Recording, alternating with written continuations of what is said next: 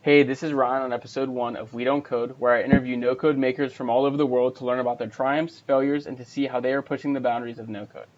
Today I have Iram, right? Iram Hidam, from yep, Hidam got from it. Chicago with me. Say hello. Hey guys, what's going on? Yeah. Thanks for having me, Ryan. Yeah, of course. So he is been in the no-code space for a little while now. I know I've definitely interacted with you on Twitter a lot, and so I'm sure most of you have as well. So let's kind of start the podcast with talking about who you are and what you're working on currently with no-code, and then we'd love to get into why you're working on that.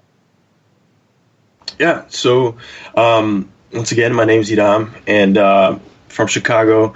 I I've been working on no code stuff probably for 3 years now ish.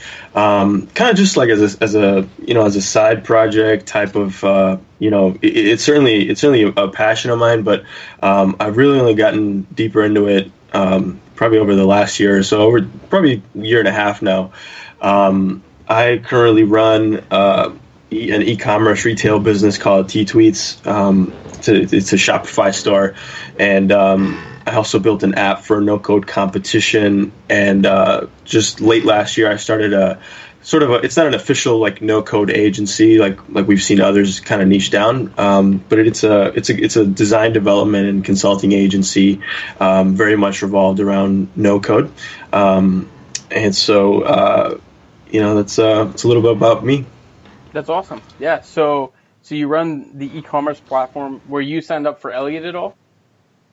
I was signed up for Elliot, and they actually DM'd me. I don't know who it was. I don't know if it was Sergio or not, but they actually DM'd me saying, hey, we're still up and running. It's just we're doing the AMA. This was before the AMA, of course, Yeah. and I wasn't able to attend it, just scheduling conflict, but I've been keeping up to date on it. I was going to use Elliot for actually to start a merch store for my my basketball blog, which Yeah. has about, it's got over 20,000 followers now, and so I'm looking to monetize it. I haven't done any shout outs or anything like that, and so I thought I'd start a little merch store, and I wanted to use Elliot and just kind of get familiar with Elliot. But most of my experience has been with Shopify thus far, at least in terms of T-tweets. But if it's still up there, I still want to give Elliot a try. Yeah. Wow, that's awesome. 20,000 followers on your sports blog or your basketball blog. Yep.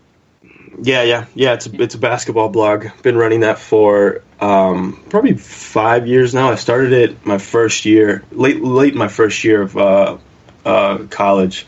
So I started after reading "What Would Google Do" by Jeff Jarvis. He had talked about how his blog just kind of exploded, just talking about his own interests. And I was like, what am I interested in? And I was like, well, I'm crazy about basketball. I went to IU, and so it's a big basketball school, and so I was just jumped straight into it, and been working it for 5-6 years now. It's considered a micro influencer. Got partnerships, got a ton of offers to buy and stuff like that, but I've hung on because I like doing it. I still, of course, am super interested in basketball. Stay up to date with NBA stuff, and so it's just a good little outlet from anything else that I do. For sure. Yeah. So how would you say no code has impacted you, and what would you say your top 3 or top 2, whatever, favorite tools are in the space? In terms of impact, it's really just probably, and this is probably similar to a lot of makers, but it just opens up your mind in terms of what you can create, right? Like when I was growing up, I had so many ideas, like I'm sure a lot of people do, but that was always the barrier, right? It's, well, I can't code, right? I don't know how to code Swift for iOS. I don't know how to code I think it's Java for Android apps, right? Mm-hmm. And so basically just making it accessible to everyone is a huge impact, in that it allows you to kind of bridge that gap between your idea and actually building it. In terms of my favorite no code tools, I started to get a little bit deeper into Bubble, because Bubble was actually the very first no code platform I came across back when it was still bubble.is. Now it's bubble.io. Yeah. when I first came across it, I was like, okay, this seems, it seems too good to be true. There's still probably, some code that I have to know. I got to learn something. And so I kind of dismissed it for a while just because I guess I just didn't have the confidence myself to kind of learn it and jump into it. But Bubble by far is like the most complete and like full featured platform there is, I think, right now. Obviously it's got, some shortcomings, as all platforms do. I think a lot of people on Twitter, right, are like, I wish, Webflow and Bubble would have a baby, right? And that way we could design like Webflow and have the functionality of Bubble, right? Like those are typically, I think, like the top two no code platforms that currently exist. Where the gap is kind of, well, it's not widening, actually. I shouldn't say it's not widening, but I think where we haven't seen like a ton of stuff, like in terms of functionality and design, I think is in native mobile apps, and that's where we've seen Adalo come in, right? Your V1 is up and coming. DraftBit is in private beta. Looking to get familiar with DraftBit.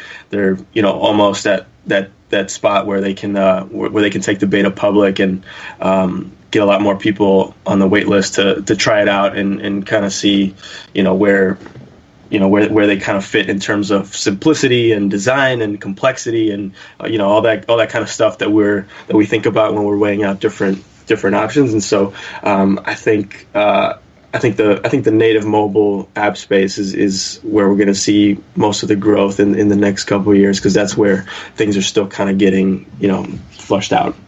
Yeah, no, most definitely. I think the native apps are going to be big, and I also think being able to build extensions and like sub tools for different platforms, like Shopify apps, like things like that, that are like, they're not huge markets, but they're pretty big markets, for like micro tooling on those platforms. Like I think there's going to be a tool that comes along that will be able to build those. I know Builder, like you're going to be able to build Chrome extensions on them. Yeah. So, I'm interested to see if they expand that into other things like that. But no, I agree 100%. Native mobile apps have a long way to come, especially in terms of functionality.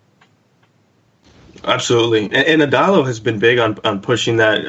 In terms of pushing straight to the app stores. That's also something that's really, because you can design it, you can create it, you can develop the app, but then getting it to the Play Store and the App Store are processes of their own, right? And so tools that enable you to do that in the most seamless way possible are going to win. Yeah. That's why I'm interested. After watching the demo of V1, they have a button. It's just a one tap to app experience. Like it's pretty seamless. So it'll be interesting to see how people use that. And tell us a little bit about that if you can. I don't know if you get any insights you can share about like that simplicity. I know there's sort of a building challenge going on too.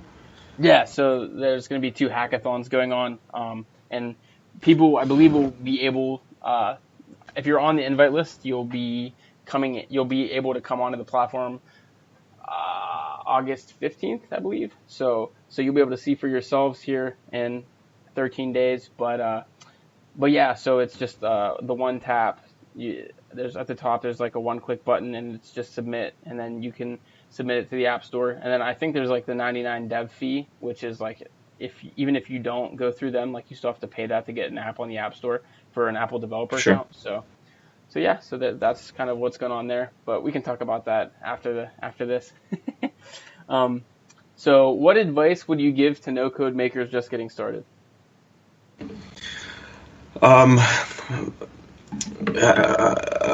I mean, honestly, just start. Like, there's so much to, and no-code platforms have come so far, but there are also new ones popping out every day, right? Like, I'm sure we see them on Product Hunt, especially. We see, the no-code API, no-code mobile app builder, no-code web app builder, the no-code, the X for this in no-code, right? There's so much stuff coming out that it's good to just kind of get immersed into everything. Even integration stuff, right? We often don't think about integrations. We're thinking about the bigger platforms like Bubble Bubble, Webflow, Adalo, the DraftBits of the world. Even with integrations, we've seen a lot of that happening. So I think in terms of advice is just start. I think you'll naturally start to gravitate towards certain tools more than others, and that's natural because everybody's going to have different preferences, right? Some people might not like that, on a Dalo, you're kind of dragging and dropping all the different screens. You might want something more structured. I know some people I've talked to, particularly, are not a fan of the elements tree on Bubble, for example. They think it's kind of hard to click elements or something like that, right? Like, so it becomes a UI thing. For other people, it might be the use of, functionality or the integrations that come prepackaged, or the functions that the integrations that do or don't exist on that platform. So it's best to just kind of get immersed into the no-code space as much as you can at first. Once you start gravitating towards certain stuff, you'll start to also kind of piece together things yourself in terms of, well, I like that, I have endless plugins on Bubble, for example, but I can build extensions on Builder, and so I need to have that aspect as part of my skill set as well. And so you kind of start creating your own sort of tools, your own sort of Swiss Army knife, if you will, of no code tools, so that next time you have an idea or somebody comes to you with an idea or advice or help for things that you're trying to build, you can guide somebody else or guide yourself in terms of where you should be exploring. Yeah, awesome. Yeah, I think that's good advice. So what would you say, what is your long-term goals and vision, and how do you think, if you think, no code will impact those goals?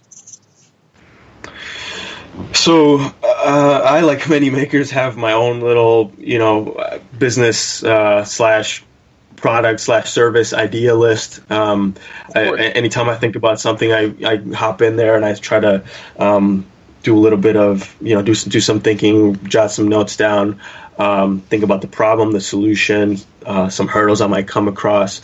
In terms of no code, again, it goes back to thinking about, well, what sort of things do I want to integrate with? How do I want it to look? Do I need to have full control over the design? And so you start kind of playing with these trade-offs, right? You start kind of thinking, what are you looking for, and what are you kind of willing to give up? Where are you gonna, how are you gonna launch your MVP, for example? And so in terms of long-term stuff, I'd really want to get really, really proficient at a handful of no-code tools that are going to help me build fast. I still kind of, like to cast a wide net, and so anytime different no-code tools pop up, I'm still going to be jumping into them because I'm just naturally curious and I want to see. I know some people kind of have high switching costs. They think, I've already, become a specialist in X platform, and so that's like where I want to play, and I don't want to lose that capability. But I'm always interested in, like, well, if a new platform comes along and it actually is better, and it actually does function in a way that that is going to help me accomplish what I'm trying to do faster or better, I get a little bit of squirrel brain syndrome in that I'm gonna jump into that platform and test it out. So long-term stuff, I really want to keep exploring these platforms. Want to get proficient at just a handful of these platforms that, so I can get to a stage where as soon as I have something viable, I can start building it and crank something out in a couple weeks and start getting feedback and reiterating. Mm-hmm. No, that's great. Yeah, that's what I think a lot of developers have, that issue, is they won't even give no-code tools a shot just because they're like, I don't know, I really don't even know why, but like if they use no-code tools and on top of their already great skill set, they would be able to develop so much faster. Or that's where I see a lot of low-code platforms being really great, 100%, and that's where actually where a lot of differentiation can can take place. But it's up to the people. If you don't want to try it out, then that's on you. But that's why I'm a big proponent of get in there, get your hands dirty, figure out what you like, what you don't like, what obstacles you're gonna come across, so that you at least know. Because if you're not even giving it a chance, then you're just limiting yourself, right? And that's fine. Then I guess if you're not, if you want to just limit yourself, but like you said, you can, like you said, it's become kind of it's not a dirty term, but like there's this no code versus no code. I don't think it's like that. I think it's a lot more collaborative, and those that do know how to code, or even like me, I learned how to code in college, for example, right? So I got really, really good at Python, for example. Got really good at Python, but I was never really interested in becoming a software developer. I love building things, but I wasn't interested in writing lines of code. I didn't want to look at lines of code all day. And so if I was fortunate in that I had to learn how to code, and so I was familiar with all the logic behind that stuff, because all that logic is still there in no code platforms, right? When you're building in Webflow, you still got to know the basic structure of HTML, right? And it's generating the code for you. In Bubble, you're building with logic. If this, then that, right? When this happens, then this, right? You get Boolean logic and all this sort of stuff. And so I think it needs to become a lot more collaborative. I know people are really pushing for that, and I hope to see more of that in the future, because it's limitless. Yeah, for sure. I've spoken with a number of people who would say that they've become more inspired to learn how to code after their experience using Bubble, especially just by getting experience with Boolean logic and third-party APIs and things of that nature, that they would have never otherwise been able to get their hands dirty with. Yeah, 100%. I've seen that too, and that's awesome, because I think if you don't know how to code and you want to start building something, no code is a great way. But even if you do know how to code, like you said, you can develop faster. You already know the logic. You can share that knowledge and help others too. For sure. Yeah. So lastly, my question is, where do you see the future of no code?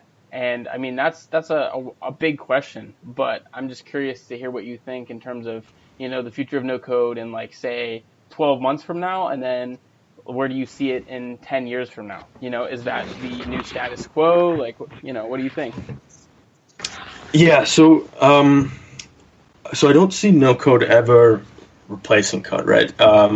There's this really cool episode on I think it was Explained, and I think it's just called Coding or Programming or something like that, right? That's just the name of the episode by topic, but it paints a really good picture of how far we've come in terms of code.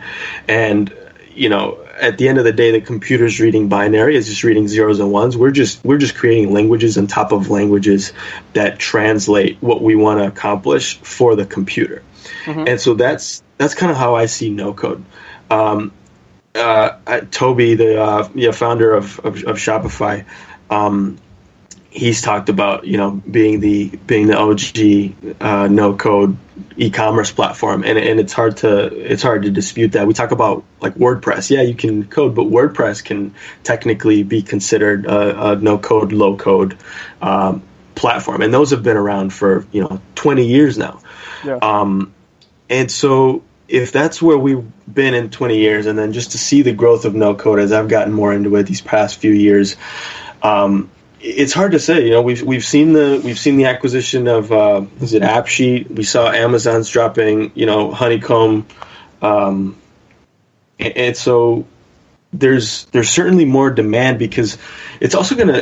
Think about the workforce, right? We're talking about the threat of AI and automation, all this sort of stuff, and so when we're bridging that code gap, that code barrier, no code is just going to make things more accessible for everyone. And so companies, employees who don't know how to code, that see an opportunity to improve, inbound lead generation, for example, are going to be able to open up something, a no code platform X, and start building it. And I just think it's a huge disruptor, and I think it's silly to not look at no code as such. It's just too massive. Yeah, no, for sure. Yeah, I mean, I think low code is especially great. Like OG platforms, like you had mentioned, WordPress. Like if you're able to build something, like traditionally, right? If you don't know how to code, and you were to go on like a platform like Upwork, and you were to hire a freelancer, say it cost you $1,000 if you wanted somebody to make you a job board, right? Where instead now you can use tools like Elementor and then build out the majority, if not almost all, of the job board yourself very easily. And then if you do need some, like, say, custom PHP or whatever done, then you can hire somebody from Upwork, but it would be a fraction of the cost, you know? Exactly. Exactly. If it doesn't get you 100% of the way there, at least it can get you very, very close to where it cuts down development time. And that's also, I'm glad you mentioned that, because it's also something that, we, like, as no coders, or at least someone who hasn't, like, touched code ever in their life, think about, right? Like, we always think, well, software engineers, make a ton of money because they understand things that I don't understand. And, like, that might be true in a sense, but that also bridges the gap between understanding what's going on and not what's going on. You get Elementor up on WordPress and you start creating you start creating something, via drag and drop and in a very visual way, and you can at least understand the structure. You can kind of at least start to understand, how far you can get, and the sort of complications that you might come across. So that's also an important thing to kind of bridge that gap between. Absolutely. Yeah.